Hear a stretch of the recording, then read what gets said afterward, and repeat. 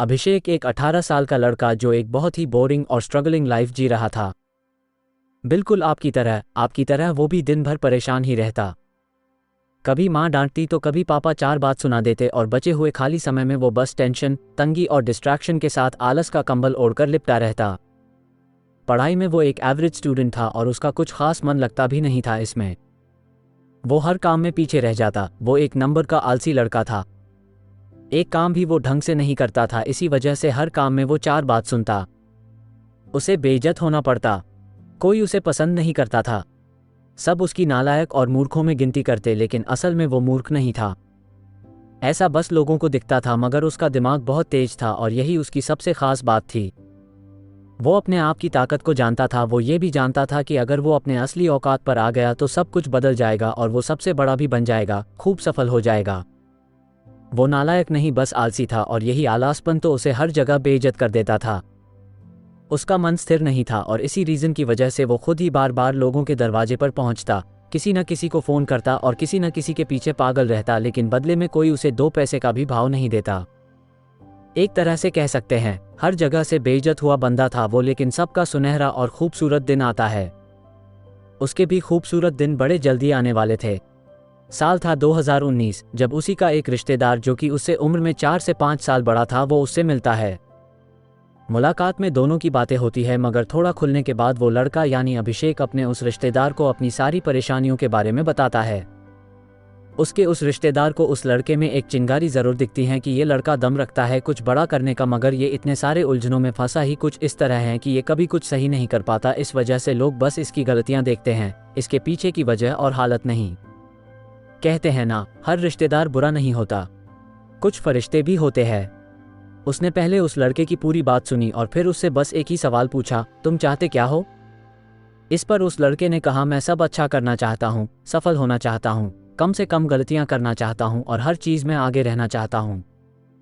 फिर उसके रिश्तेदार ने एकदम शांति से कहा, अच्छा मुझे एक बात बताओ, अगर तुम्हारे गोद में एक 2 साल का बच्चा थमा दिया जाए और उसे गोद में लिए ही तुम्हें आगे 1 किलोमीटर दूर एक मंदिर पर जाना है जहां तुम्हारे परिवार के लोग मौजूद हैं और पूजा की तैयारी में हैं, जो बस तुम्हारा ही इंतजार कर रहे हैं, तो मुझे बताओ, क्या तुम्हें उस बच्चे के बोझ से चलने थोड़ी तकलीफ होगी या नहीं? उसने जवाब दिया, बिल्कुल होगी। इसके बाद उसने कहा, उस बच्चे ने अपने हाथ में 3-4 खिलौने लिए हैं जिनका वजन कुल मिलाकर कम से कम आधा 1 किलो तक होगा ही, तो क्या इससे समस्या थोड़ी और नहीं बढ़ेगी? उस लड़के ने कहा, बिल्कुल बढ़ेगी। इसके बाद उसने कहा, तुम नंगे पाँव बिना ये जाने कि मंदिर 1 किलोमीटर आगे तो है, मगर किस दिशा में है यानी कहाँ से उसका रास्ता है ये तुम्हें मालूम ही नहीं, तो बताओ तब क्या हालत होगी तुम्हारी? उसने कहा, मेरी हालत तो बहुत बुरी हो जाएगी। उस रिश्तेदार ने फिर पूछा, इसके साथ अब तुम्हारे घरवाले फ़ोन करके तुम्हें 2 किलो प्रसाद लाने के लिए कहते हैं, तो उस समय तुम्हारा मंदिर में पहुंचना ज़्यादा वजन और भटकते मन के साथ और भी मुश्किल हो जाएगा, है ना? उस लड़के ने जवाब दिया, बिल्कुल हो जाएगा। इन सब के बाद किसी तरह तुम आधे रास्ते तक पहुंच गए, तब अचानक तुम्हें याद आता है कि तुमने अपने घर का दरवाज़ा तो लॉक किया ही नहीं और घर में 50,000 कैश और कुछ गहने हैं। उस वक्त क्या करोगे? तुरंत भागना पड़ेगा ना वापस? उस लड़के ने कहा, मेरी तो हालत ख़राब हो जाएगी। आखिर में उस रिश्तेदार ने फिर एक बार बड़े प्यार से कहा, अब मुझे बताओ, इसमें दोष किसका था?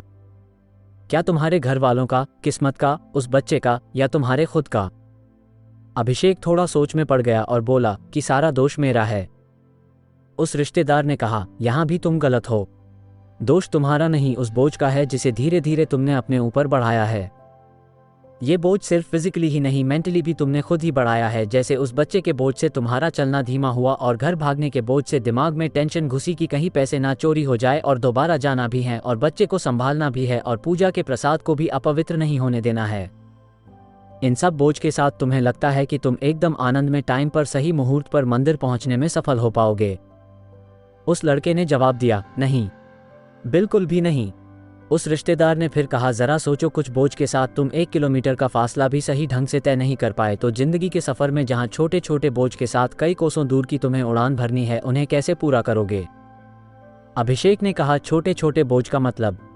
ऐसे बोझ मेरी जिंदगी में कहाँ है? तो उस रिश्तेदार ने कहा, बुरी आदतों का बोझ। एक के बाद एक, जैसे आलस, जिद, अनुशासनहीन होना, देर तक सोना, याददाश्त का कमजोर होना, समय बर्बाद करना, दूसरों की चुगली करना, बड़बोल करना, गलत संगत में रहना, गलत सिद्धांतों पर जीना, जब तक इन सब का बोझ रहेगा तुम कैसे सफल हो जाओगे? कभी नहीं हो पाओगे। चैलेंजेस यहाँ कम नहीं हैं, कुछ ऐसी ड्यूटीज है तुम्हारी जो तुम नहीं कर पाते। बुरी आदतों का इतना बोझ तुमने अपने सिर लिया है कि तुम चाहकर भी आगे बढ़ने की कोशिश में हर बार नाकाम होते हो। अभिषेक सोच में पड़ गया और फिर बोला, ये बात तो आपने बिल्कुल सही बोली, मगर मैं क्या करूं? पढ़ने बैठता हूं तो पढ़ने में मन नहीं लगता, किसी काम में ध्यान नहीं रहता।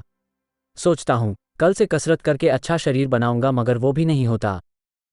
बार बार मन में ख्याल आता है, फ़ोन बंद करके सिर्फ और सिर्फ अगले कुछ साल अपने करियर पर फोकस करूंगा, मगर अफसोस वो भी नहीं होता। कुछ समझ ही नहीं आता, क्या करूं? फिर एक बार उसी रिश्तेदार ने हल्की सी मुस्कुराहट के साथ उसे कहा, जिस तरह कुशलता, रणनीति और कोशिश सब होने के बाद भी अगर सही रास्ते का पता ना होना तो मंजिल तक नहीं पहुंच पाओगे, और अगर पहुंच भी गए तब भी बहुत देर से पहुंचोगे। अभिषेक बोला, तो फिर पहुंचने का सही रास्ता क्या है? उसने कहा, एक बात बोलूंगा और सिर्फ एक बार बोलूंगा। अगर तुमने मान लिया तो ये तुम्हारी खुशकिस्मती होगी, और अगर तुमने नहीं माना तो याद रखना तुम मेरी नज़रों से गिर जाओगे, और आज के बाद कभी भी मैं तुम्हें सीरियसली नहीं लूंगा। अभिषेक ने हाँ में सिर हिलाया। उसने कहा, अगले 6 महीने के लिए यानी पूरे 180 दिन के लिए आज रात को शपथ लेनी है। 180 दिन का चैलेंज लेना है। कोई पार्टी नहीं, कोई छुट्टी नहीं, खुद पर मेहनत करना छोड़ना नहीं, चाहे जो हो जाए, आगे बढ़ने से रुकना नहीं। हर दिन धीरे धीरे अपने पढ़ाई और प्रोडक्टिव कामों में समय को बढ़ाते रहना है। इन 180 दिनों के चैलेंज को 4 हिस्सों में बांटेंगे, जिसमें पहला पड़ाव होगा 45 दिन का।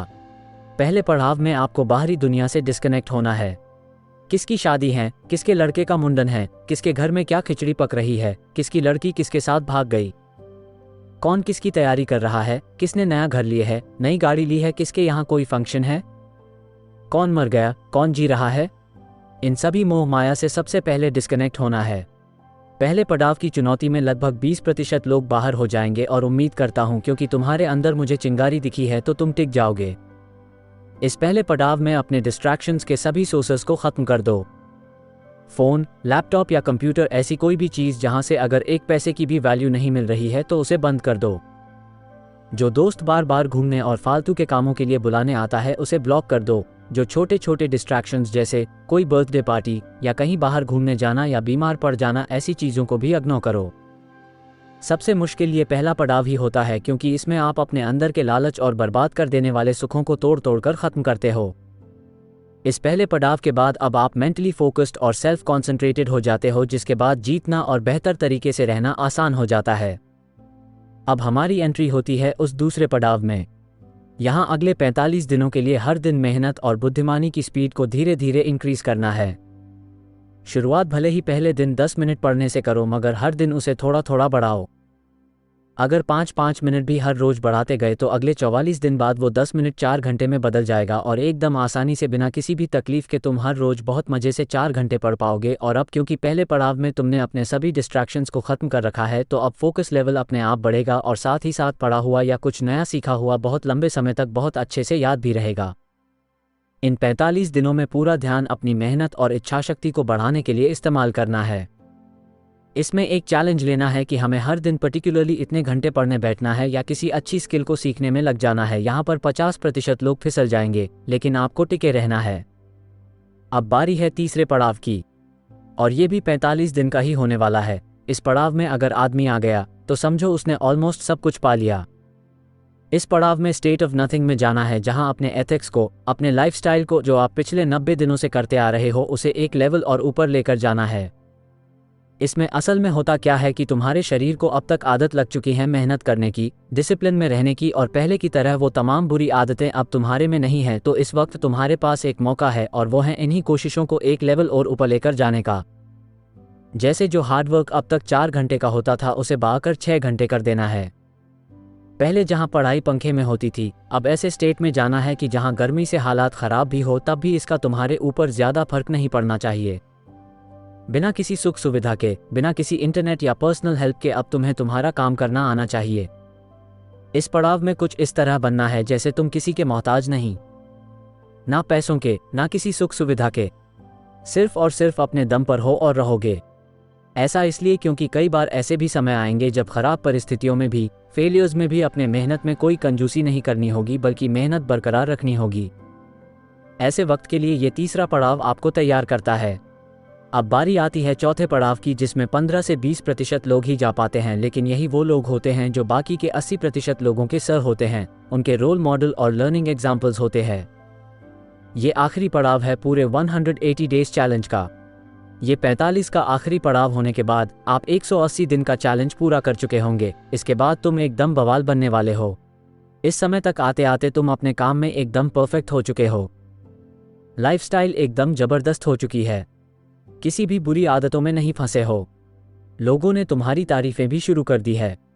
तुम्हें भी अब हर मोड़ पर सफलता मिलने लगी है, चाहे वो एग्जाम्स में हो, चाहे वो किसी और काम में हो, या चाहे वो किसी प्रोजेक्ट या जॉब फील्ड में ही हो। लेकिन अब वक्त है कुछ मैजिकल और स्ट्रिक्ट स्किल्स को सीखने का, जो पूरे 6 महीने के पीरियड की चमक को और ज़्यादा बढ़ा देंगे।